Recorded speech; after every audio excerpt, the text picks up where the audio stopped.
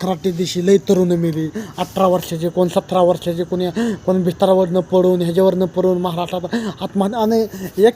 आणि ती आपण एक पोरगं पल्ल्या डॉक्टरपाशी जिवंत असताना घेऊन गेलो आणि डॉक्टरने त्याला मृत्यू घोषित केला. अरे डॉक्टर काय करायला लागले, न्याय भेटत नाही, मुलाला सकट न्याय भेटत नाही, त्या दवाखान्यात सोलापूरच्या दवाखान्यात न्याय भेटत नाही. अरे महाराष्ट्रात हे काय चाललंय, डॉक्टरचं खाली वर पाय करायला पाहिजे, पण ही डॉक्टरांनी पण काळजी घ्यायला पाहिजे. आपलं पेशंट आहे, आपण त्याला वाचवायचा दर्जा वाचवायला पाहिजे. आपण डॉक्टरला काय म्हणतो, देवाचा दर्जा देतो, पण डॉक्टरांनी पण लवकरात लवकर इलाज करायचा असतो, लवकरात लवकर हे चांगला करायला पाहिजे.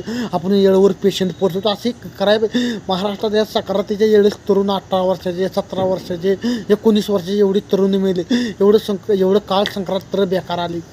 अरे काय सांगायचं मित्र. आणि एक सामान्य देव जाधव, महाराष्ट्रातला एक सामान्य 20 वर्षाचा तरुण, महाराष्ट्रातल्या जनतांसाठी, महाराष्ट्रातल्या काळासाठी, महाराष्ट्रातल्या भविष्यासाठी लढणारा आणि महाराष्ट्रातल्या गोरगरिबांसाठी मरते दम तक लढणार. पण आता लक्षात ठेवायला पाहिजे, कुणी सपोर्ट करायचा, कुणी वर आणायचं, कोणाची ताकद. आणि तुम्ही केलं तर हे सगळं करू शकत आहे ना, मी काय करू शकत आहे. इतकं हत्या, तिकडे हत्या, एवढी गुंडगिरी. अरे महाराष्ट्रात एवढं हुकुमशाही, एवढं लोकशाही, एवढं मर्डर, दिवसा मर्डर, संतोष देशमुखाचं मर्डर झाला, हे झाला, ते झाला. आता कमीत कमी 1.5 महिना होत आलं. अरे बीडचं राजकारण पेटले, कशापाय मर्डर झाला, काय कारण मर्डर झाला, त्याला फॅमिलीपासून दूर केलं, परिवारापासून दूर केलं, पोरके झाले, लेकरू त्याचं पोरकं झालं.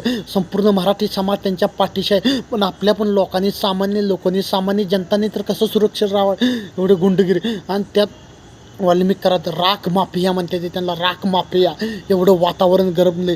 राख माफिया, खंडणी वाल्मिक खंडणीच्या बदल असं त्यांची हत्या केली. मग वाल्मिक कराडला राख माफिया म्हणते ते. आणि धनंजय मुंडेचं लय जवळचं म्हणते ते, निकट म्हणते ते. इतकं राजकारण पेटले.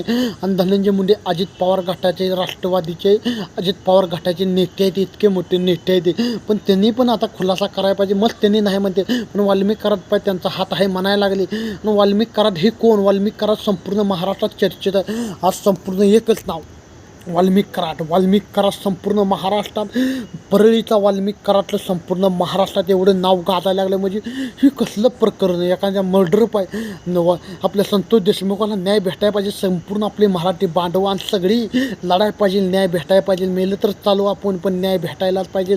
गोरगरिबावरने ही भ्रष्टाचार, अत्याचार होते, या न्याय होऊन द्यायला नाही पाहिजे. सगळ्या जनताने पण लक्षात घ्यायला पाहिजे, महाराष्ट्रातल्या काळाने, महाराष्ट्रातल्या युवकाने आणि महाराष्ट्रातल्या तरुणांनो. आता तर रक्त सळसळ करा तुमचं, आता तर जागवा माणूस. जय शिवराया मित्रांनो. आणि ह्या अन्यायाला वाचा फोडा.